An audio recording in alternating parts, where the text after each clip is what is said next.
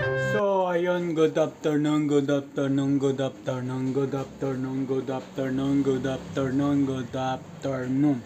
So, yun, ang oras pala natin ay 3:20 na ng hapon. Sa petsa na July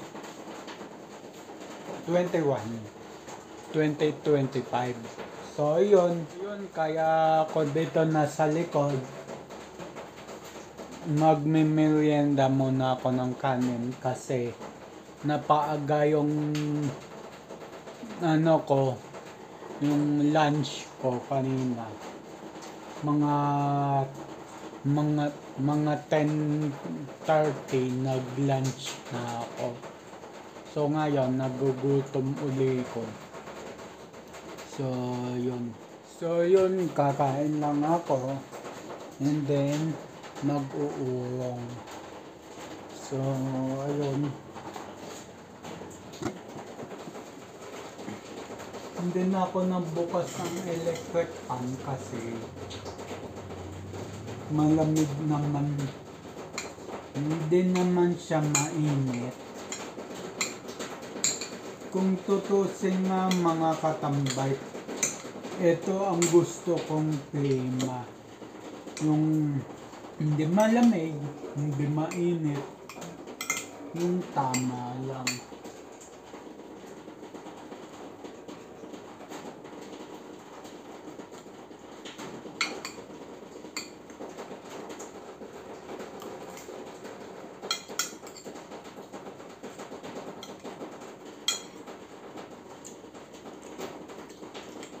So, ang ulam ko, ginisang ampalaya.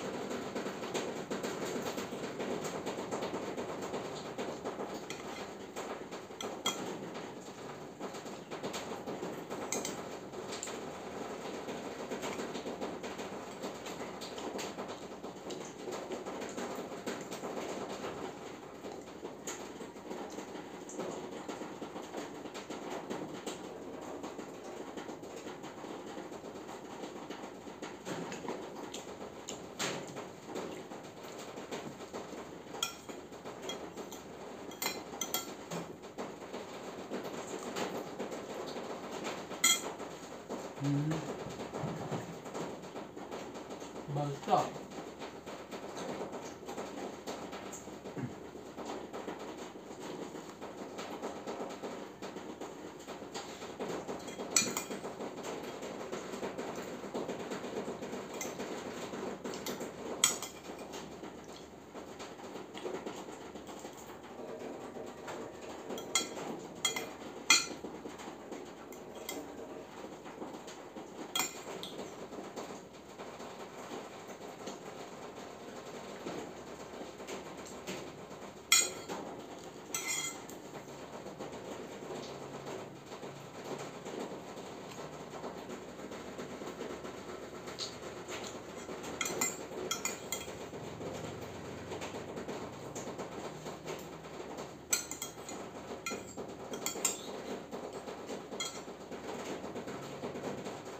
Mamaya titignan ko tong electric fan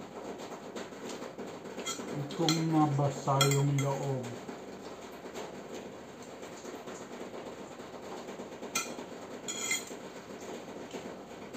Kung nabasa loob, hindi ko na siya ibebenta.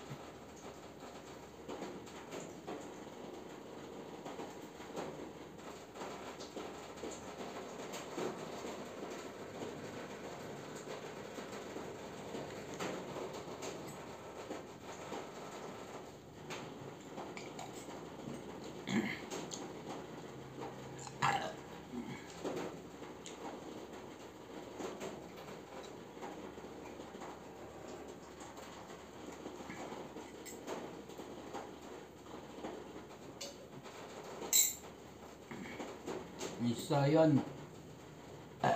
Yun ang merienda ko.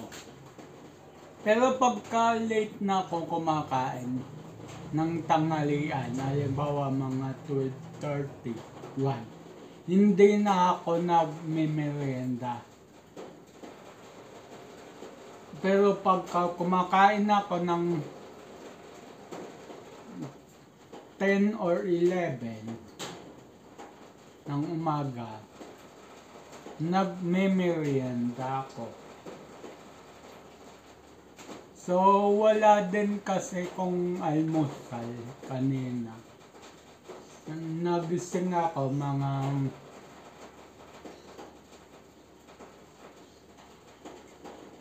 late na rin ako nagising, mga 8:30 nagising ako kasi sarap nga ng tulog eh. Gawa ng ulan. So yun. At lalagay ko na to sa lababaw para ulungan. Ulungan ko na. So yun.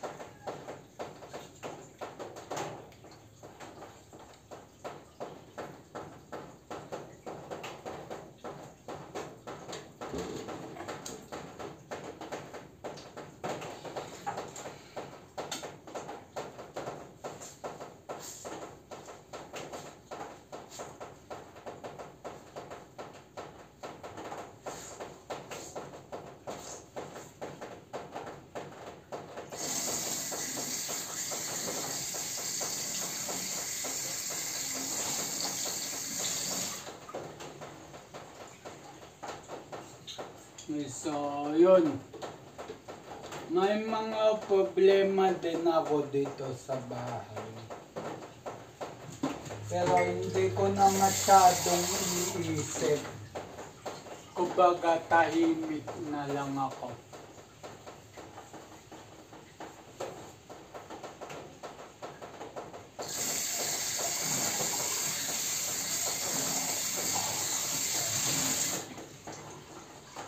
Gumagawa na ako ng paraan para gusto ko kasi ma-experience yung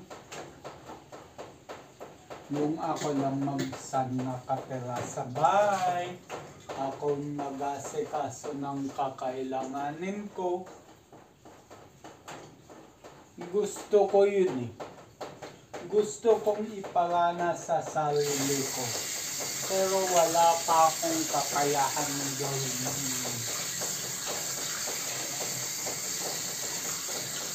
Yung pang-araw-araw gastusin ko, Yan, lalo na yan, yung pang-araw-araw gastusin.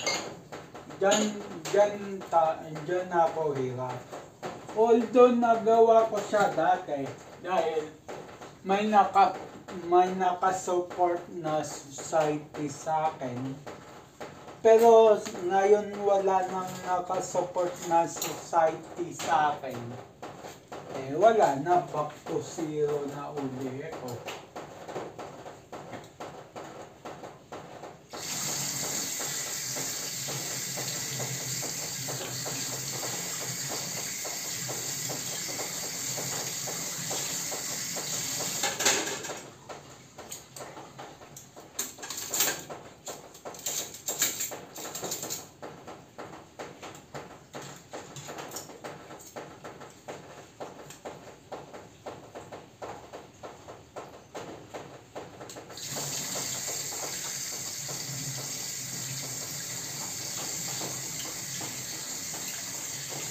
So, may mga ito mga katambay, kwento ko sa inyo.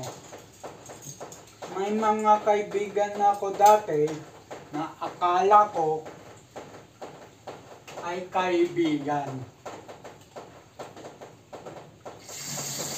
Yung pala iiwanan lang ako sa ulo.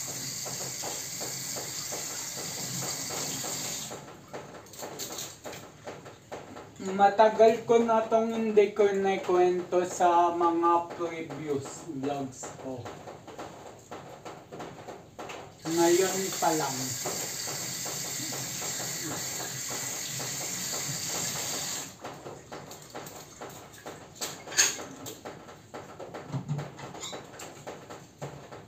So, nangyari kasi, yun nga yung gumagawa ko sa bike shop ng kaibigan namin.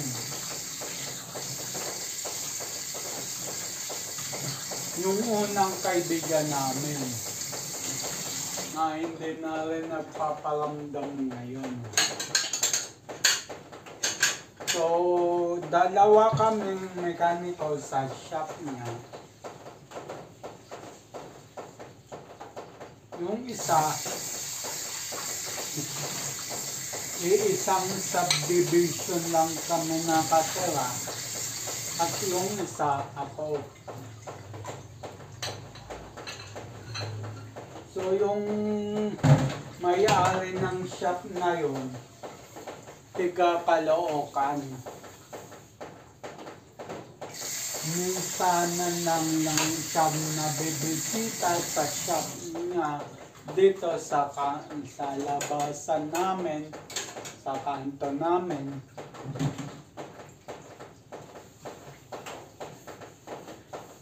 So yun, kala ko okay yung bantay. Tsaka yung gumagawa kay naibigan ko. Nung una kasi, hindi pa kami magkakakilala. So, yung kapitbahay ko lang, nag-repair sa, nag-ano sa akin doon, kakilala sa akin doon. So, pinaibigan ko, akala ko naman, naging kaibigan nila ako.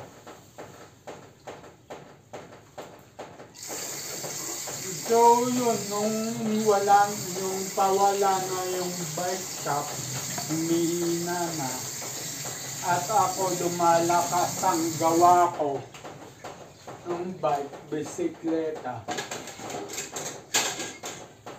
So yun, nainggit sila sa akin. So siniraan ako sa may-ari ng bike shop. Dahil nga sa inggit, siniraan ako. So yun, yung may-ari ng bike shop, hindi umiimik. Kasi napakabait na taon yun. Down the earth siya. Sa kahihiyan ko, hindi ko pala kahihiyan. para wala nang masabi sa akin, umalis na lang ako. Ganun kasi akong tao. Pagka may ayaw sa akin,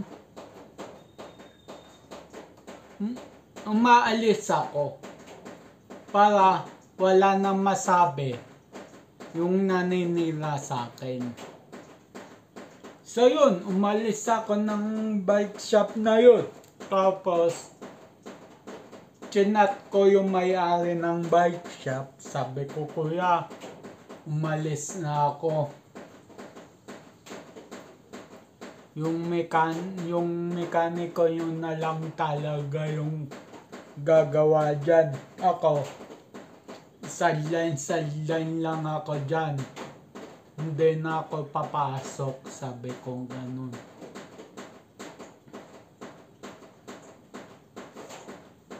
Nalungkot siya, pero wala siyang magawa sa decision ko. Bago ko umalis, yung bantay doon na matanda, aba, sinabihan ako ng bobo tanga, pati yung kasama kong gumagawa na hindi nagtatrabaho sa bike shop na yun. Nagulat ako. Sabi ko, magkakaibigan kami dito, tapos ganyan siya. Nung siyempre nahalata ko na, tumataas na ako ng tono. Sabi niya, joke lang yun. E di, kinapon na yun eh. Umalis ako, umuwi na ako. Hindi ko na siya tinulungan magbaba ng roll up kasi sarado na bike shop nun. So, ayun.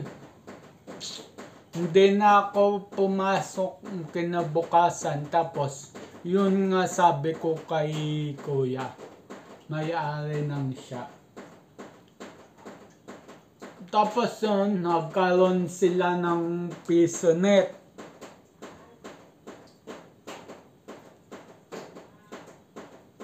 So, yun.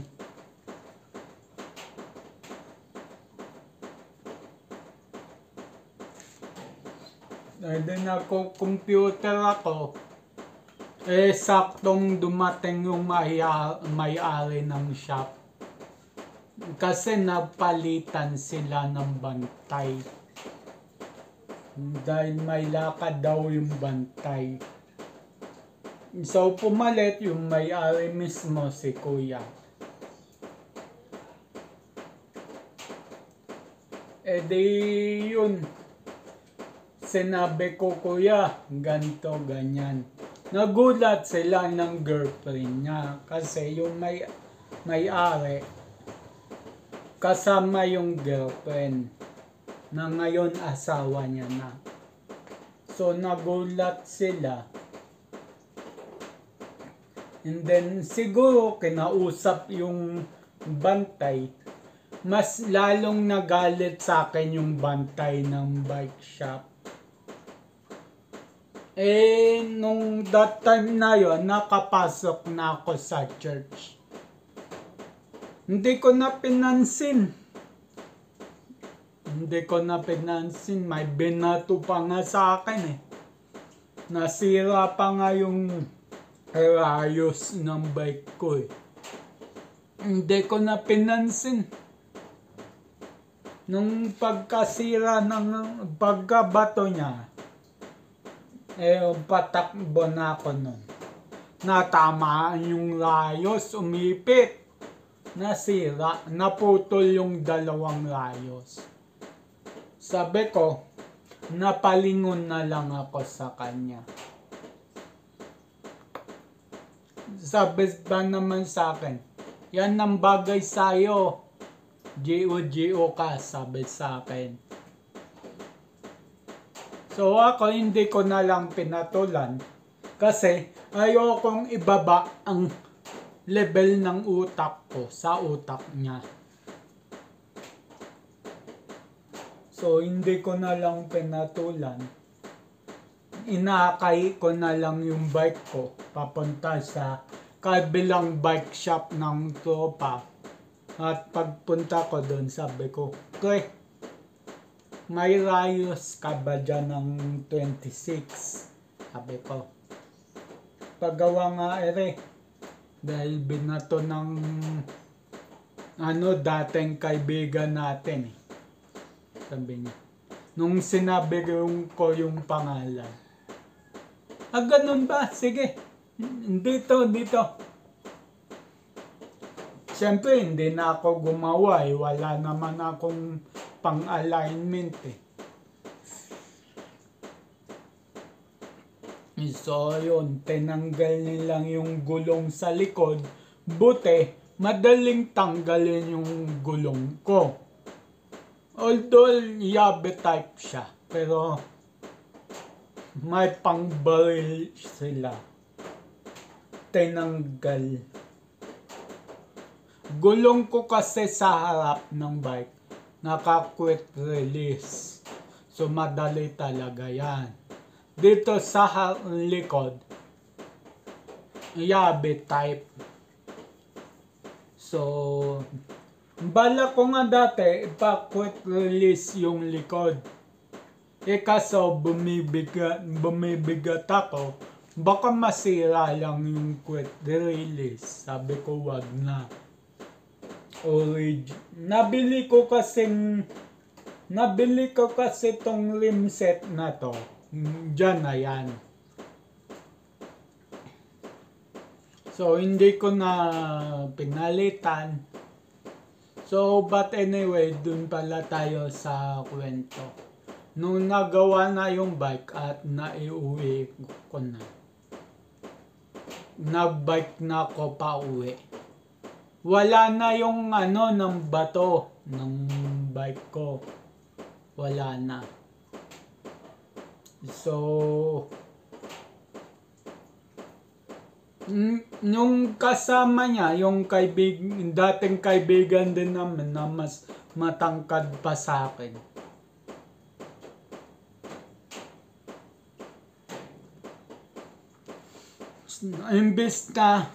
Imbis na sawayin yung kaibigan niya, ako pa yung sinalitaan na yan kasi kinalaban. So, doon ako nagulat. Hindi ko na lang siya kinibo. Nagulat ako. Hindi dahil doon eh. Nagulat ako dahil akala ko kaibigan siya. Silang dalawa kaibigan. Yung pala, peking kaibigan. So, yun. Napailing na lang ako sa sarili ko. Pag uwi ko, sabi ko sa sarili ko, isang malaking pagkakamali to ko na nakipagkaibigan ka sa dalawa na yun. So, yun na pag-isip-isip ko, nakalimutan na lang. Ngayon, hindi pa ako nagbablog. Nahinto kasi yung pagbablog ko sa labas. Hindi dahil sa ulan. Dahil sa nakasalubong ko kasi yung dalawang ex-friend ko na inakala kong friend ko talaga. So, sabi nila sa akin nung nagbablog ako, wala kang mararating sa buhay. Tapos tawanan pa sila, nagiinuman pa sila. Sa isip-isip ko, nagbabay kayo, galing kayo sa padyak. Kasi Nag-bikers kami lahat eh. Pero magkakaibang grupo kami.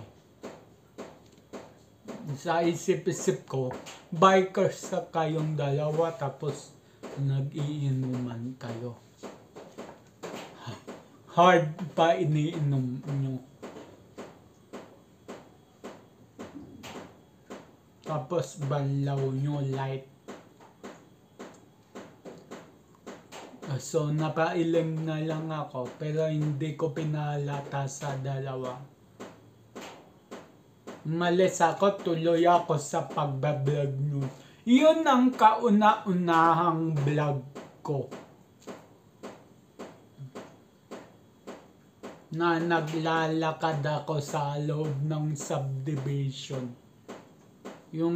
Pero hindi ko na kinunan ng video yung pangyayari na yun. Kumbaga, pinost ko siya. Ni-stop ko siya. And then, nung natapos na yung argumento, pinatuloy ko na yung vlog. Hindi ko na mahanap sa previous vlogs ko.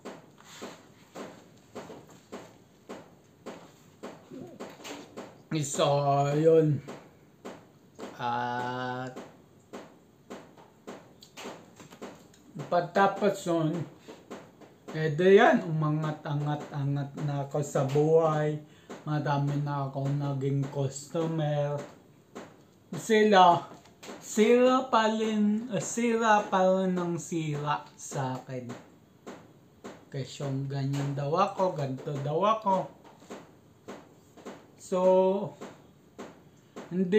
buti yung isang customer ko, hindi naniniwala sa dalawa. Kasi alam na rin ugali ng dalawa. Yun pala, natuklasan ko, yung dalawa na yun, tsaka yung kaibigan ko na naging customer ko. Magkaibigan dati. So yun nga. Sinabi sa akin ng customer ko na yun kung anong ugali ng dalawa. So yun. Hanggang ngayon, nagmamayabang pa rin sila. Lalo na yung isa, yung bantay ng bike shop. Pero hindi ko na pinapansin. Hindi na. Kasi, na ako yun nasa church na ako nun So, hindi ko na pinapansin. Hindi ko na kinikibo. Sa isip-isip ko, bahala kayo dyan mainggit. Ayun, umaangat ako. And then, pagka dumadaan ako sa kanto ng subdivision namin, nahihiya na sila sa akin. So, yun. Nang natutunan ko sa kwento na yon, kahit kaibigan mo, usisain mong maigi. Hindi lahat ng kaibigan ay kaibigan kanila. So yun natutunan ko dun. So yun, papangalanan ko na sila. Yung matangkad na binanggit ko, si Joper. Yung bantay ng bike shop, Ismail siya. Pero tinawag namin siya dati, Boy Pasacola. Sila yung dalawa na yon. So, yung kaibigan ko naman na naging tapat sa akin, si Nico.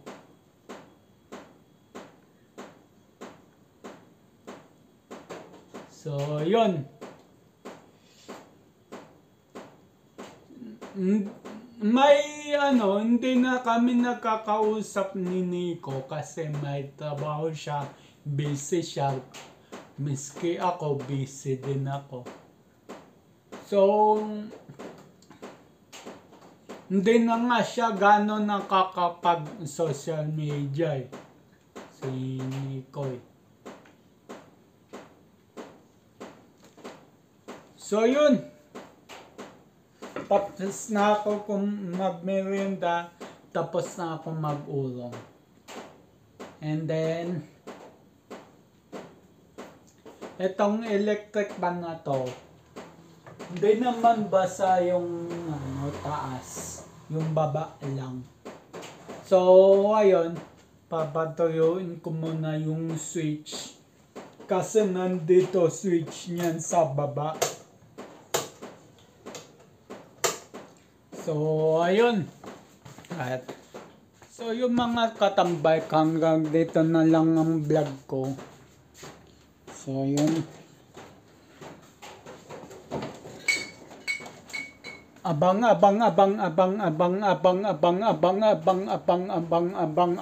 lang sa next vlog, next upload. Ang oras natin sakto ay 4:00 na ng hapon. So, yun. Just always keep safe, God bless, and then, bye-bye. Paalam. Nga pala, Matthew 21 verse 22, pray, believe, receive. So, ayun, at bye-bye.